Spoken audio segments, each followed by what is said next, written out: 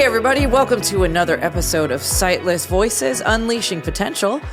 I am your hostie with the mostie, Jennifer Parrish, and today we have a very special guest with us. I'm so excited about this episode. We have Maurice, or Mo Frank. He's a current client in the Adult Day program. Mo is receiving orientation and mobility, or O&M, and activities of daily living, or ADL training, and his story is one of resilience, growth, and empowerment. So today he's going to share his journey with vision loss, how he discovered the Lighthouse of Houston, the orientation and mobility and ADL training, and then how how those things are helping to reclaim his independence. Before we get started today, I will start by describing the set for our blind listeners. I said blind viewers once, and it was wrong because they're not viewing anything. I'll be here all week. Okay. We are seated in blue chairs with wooden tables beside us. We have a backdrop that is a white brick wall with blue lights, and a neon lighthouse sign glows behind us. Mo, thank you so much for being here today. I appreciate it. My privilege. Thank you. Yay. So can you start by telling us about yourself and your vision loss journey? Okay.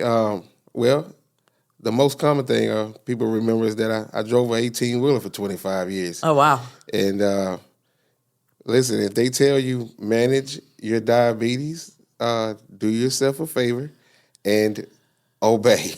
Do like Wilford Brimley said, check your sugar, check it often, right? Yes, and mind you, because you never know how that mismanagement will come back. For me, it was low mobility, eyesight, and then the loss of my eyesight.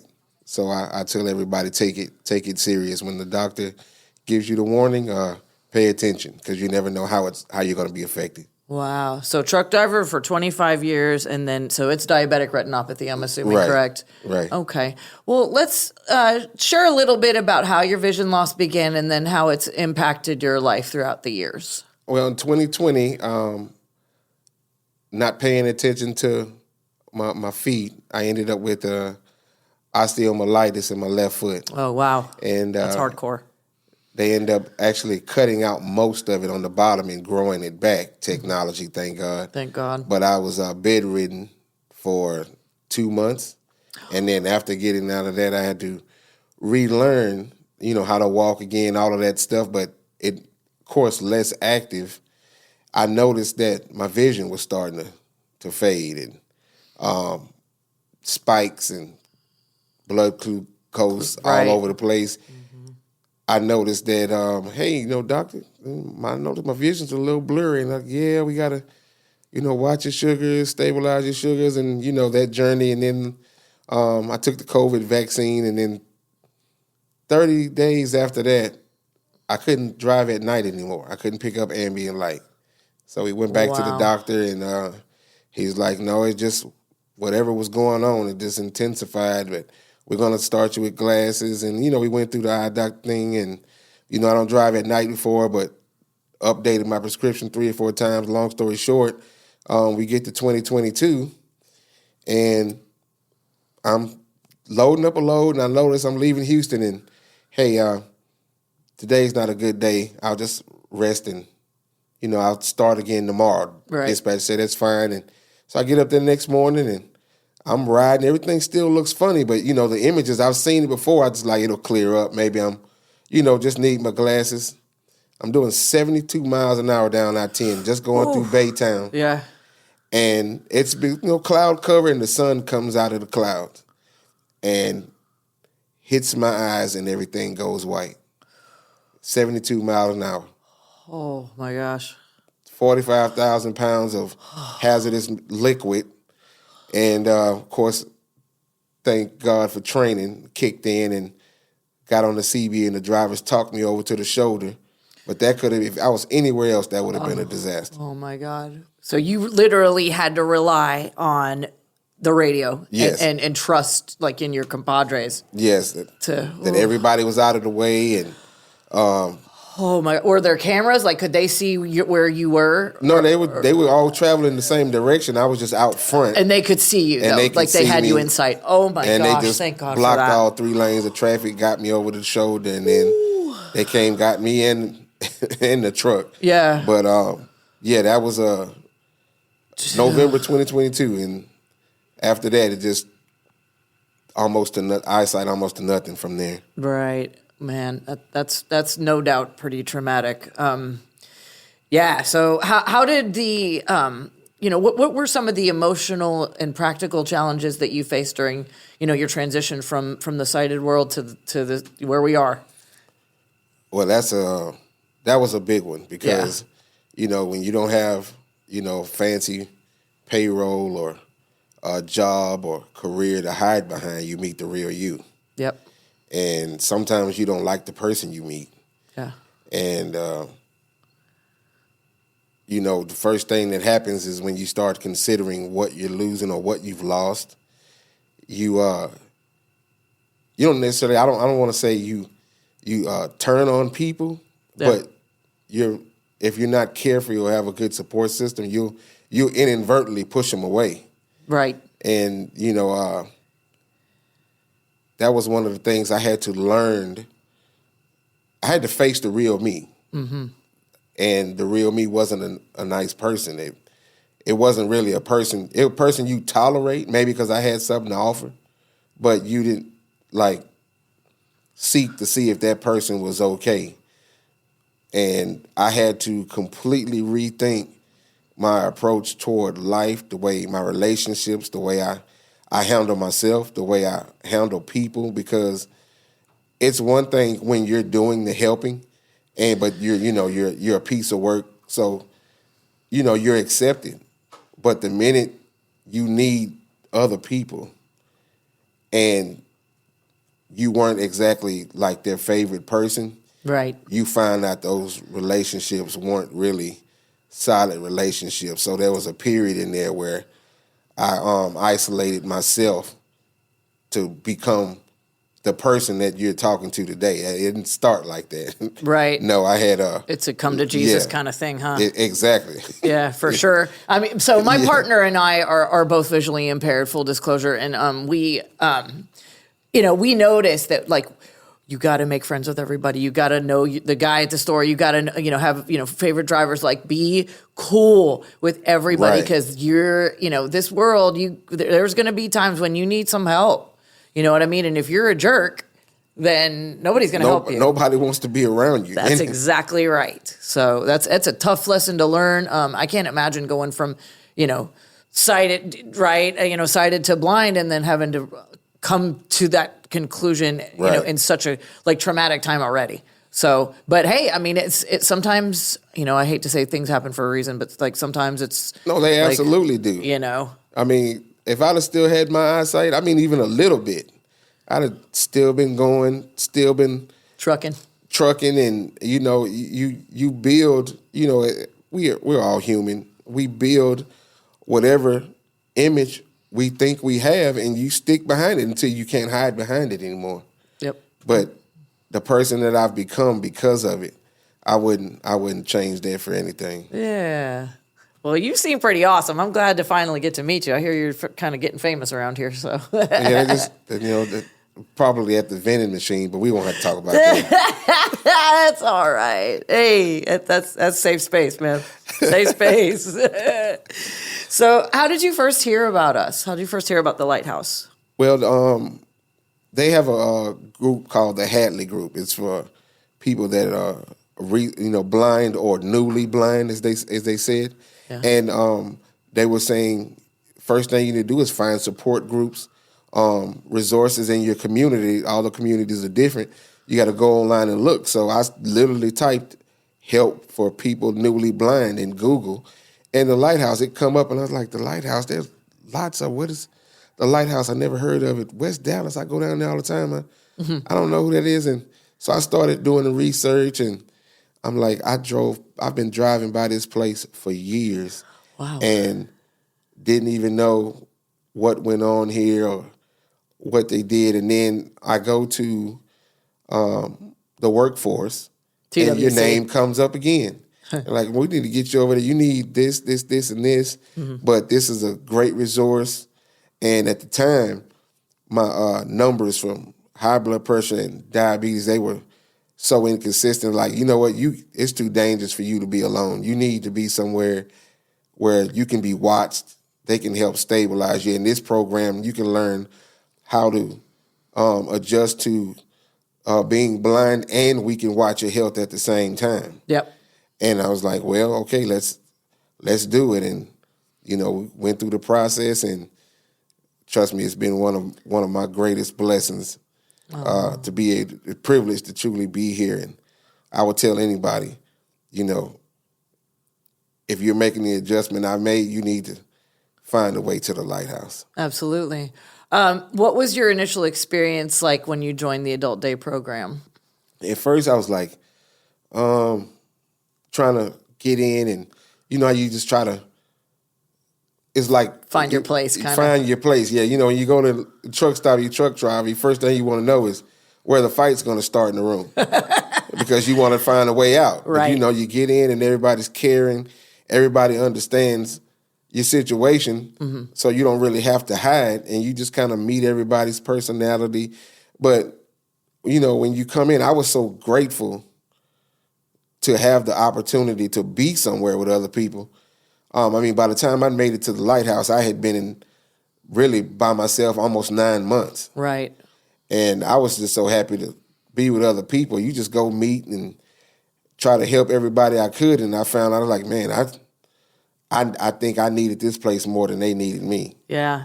And it just kind of fell in line. Can you share a story about, kind of how you've found home here and maybe some specific experiences that stand out to you? Well, I've always, outside of trucking, I've done, humanitarian work through church or, volunteering in different groups. Mm-hmm. But the difference here was I was on the other end. Yep. Instead of me doing the help, and I was receiving the help, and it humbles you. Yeah. You learn that 1 minute you can be up and be down. It's not just a cliche or a figure of speech anymore. It's a reality. Mm-hmm. And so in settling in and learning what goes on, and how people just don't need a reason to help you, it kind of changed. I say kind of lightly, but I had to rewrite how I go about things. If I'm truly going to help, you don't need a reason to help, because none of the people in here have a reason to help me. They don't know me from Adam. Yep. But if I need anything, they're right there. And so I just jumped in with them and we started helping each other. Awesome. If somebody else is doing something, they might can't pick it up, but I can. Yeah. Absolutely, and help your clients and right. fellow. And then as other people folks join, I welcome them in like they welcome me in, and it becomes your new family. Yep, exactly. What does a typical day look like in the Adult Day program, and what do you enjoy the most? Well, I tell you what, everybody in the adult program would agree with me on this. All of our personalities together. We are a laughing stock. I enjoy it no matter what I'm going on at home. If I can just get here, somebody's going to make us laugh at something. Somebody's cracking a joke. Somebody's doing something. And we come in. And, of course, we have, our activities that we do on a daily basis. Karaoke, one of my favorites. Yeah, I hear you guys singing down there, man. I'm like, I want to go sing with you. That's awesome. Yeah, it's not really routine, because you never know, especially now that, I'm there, they blame it on me anyway. You never know what kind of fun we're going to have, but when you're not there, we miss each other. Yeah, when and someone's so we not look there. forward, right? We look forward to just being in each other's company, going through the activities, and just, building a life that we normally wouldn't have had without the Lighthouse. I love this. And this, I need some more specifics on what the criteria are to join the Adult Day program. I believe we can find that on our website. But this is such a great plug for everything that you guys do down there. And I always hear they're partying, man. Like they're partying every day if we can. Like it's a party all the time, and whatever excuse they got. And so I love to hear all this great stuff. So let's talk about O&M and ADL, because you're learning some stuff through Ruby, right? Fearless Ruby. Yeah, we love Ruby if too. If they've seen any of the videos, they know she gets right to it. Yes, she does. So what specific skills have you learned through O&M and ADL? Well, the major one was I learned why I was walking and falling down even though I had my stick. I wasn't using it right. I wasn't picking up half the stuff I needed. The level ground, I didn't have the right tip on. The stick wasn't long enough. So, yes. I mean, that makes a difference. When you're coming up on stairs, you want to know there's stairs before you actually get there. Correct. You know, I'm 300 plus pounds. Mm-hmm. That's not a quick stop. No. Yeah, exactly. The brakes don't slam on so fast. Got to have a long cane. Yes, for sure. Yes. So, I mean, that's just one of the things. And then the awareness with the cane. Yeah. How to follow somebody when you're being led with the cane. You don't trip them or you. I mean, the things seem simple, but they're major operating skills that keep you safe, people safe, and, you know, like I said, keep you upright. Yeah. Because, you know, some of these falls can be the last fall if you fall wrong. Absolutely. And I mean, and you have, a physical disability too as well, right? Right. Like, so you, I mean, that's a double whammo if you experience a fall. So that's awesome that's helping so much. Can you share a moment when you realized that you were becoming more independent? Oh yeah, well here recently, where my apartments are. Yeah. The pathway that when they let me out of on the Metro lift, it goes between two buildings, but it was like completely dark. It was one of the moments where I got caught out late and I didn't get there before the sun went down. Normally, that would have been a disaster. Mm-hmm. But after taking the class, I knew how to find the sidewalk, the edge of the sidewalk, and stay on the sidewalk without tripping and going in the grass or, and then going it had been raining, the water, I could pick up the sound of water, how to, memorize. And I mean, this particular one time, I got out and did it second nature without even thinking about it. That's awesome. And when I got home and put everything down and I just sat and I thought about it, I said, I did that like I had regular eyesight. That's pretty cool. And memorizing is the key. Yes. It's truly, I mean, blind folks, we got to remember, I mean, whether it's just, how you're getting home and how, whatever, sidewalks, entrances, all that kind of good stuff, whatever. The noggin is a good tool. Yes. For sure. How has this training changed your confidence and outlook on life? Well, I mean, the basic fundamentals that you learned in O&M training, you can take anywhere. So just how I learned how to navigate the hallways of the Lighthouse, I can go and navigate the stadiums. I can go navigate the grocery store. Yeah. Yesterday it was Target. They closed my Starbucks, and I didn't know about it. So the next one was inside of a store.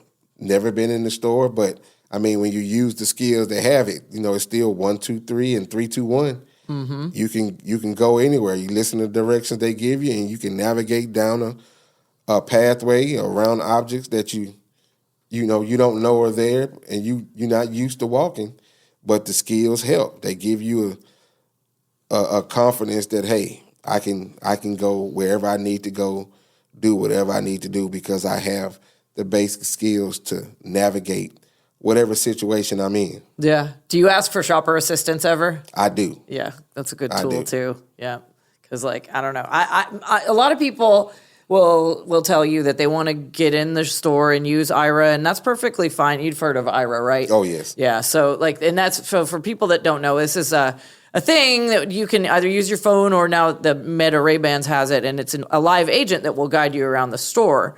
I feel like a weirdo, like talking to myself, like looking like I'm talking to myself. So I'll just grab somebody. Feeling, right. You know what I mean? Like that's personal preference. But, so I just grab somebody that's live and in person that works there. And that way we can, God forbid the internet goes down and you're screwed. Like, I don't know. Or the Wi-Fi goes south. So, no signal and you're like stuck. So I don't know. I that's, again, my personal preference. But I salute for people that want to actually, do that with the agents. It definitely enhances independence for sure. So go for it, y'all. Definitely appreciate it. Yes. We're going to wrap up here in a second, and I want to say thank you again for coming because this has been an awesome conversation. You letting folks out in TV and YouTube land know about the adult day program and all kinds of fun stuff we got going on here. I'm telling y'all, I hear these guys every day or at least every other day down there getting into some shenanigans. So it's a fun time. Oh, yes. Yeah. So to wrap up, do you have any advice for others who are adjusting to vision loss and looking for ways, to regain their independence and connect with some supportive resources? Oh, yes. The big one is I've had a chance the privilege, I should say, of encouraging other people who are now going through it. Life is going to tell you that it's over. I'm proof that it's not. You have organizations here, if you're in Houston, like the Lighthouse of Houston or, whatever resources you have in your community. Listen, give yourself another chance. And you do that by reaching out, finding out who's in your community, who's available. You learn the trade. Yes, it's different. It's going to be inconvenient, but you don't have to quit. I tell my favorite thing to say is they're like, well, why do you go to the Lighthouse? I said, because the Lighthouse didn't just save my life. They helped restore it. There you go. Learn the trade, y'all. Whatever the trade is. For sure. We are so happy to hear how far you've come in your life and the impact that the Lighthouse has had on your life. And so this is all great stuff. So again, thank you for being here. It's a privilege. I really do appreciate it. And I'm here. Anybody want to show up and ask me more questions, I am available. Just ask for Mo. Ask for Mo. You heard it first here, guys. So this is going to wrap up another episode of Sightless Voices Unleashing Potential. To our listeners, we hope you found this episode both inspiring and uplifting. And you can find other episodes of Sightless Voices Unleashing Potential on our YouTube channel or wherever you get your podcasts. And remember, y'all, we welcome your feedback. Please tell us what you like, what you don't. Hopefully you like everything. And what else, you would like to see from us, because we would love to, get your ideas on the air. All right, be sure to follow the Lighthouse of Houston on social media for updates and visit our website at houstonlighthouse.org to learn more about all of our exciting programs and upcoming events. So until next time, stay strong and continue to break those barriers.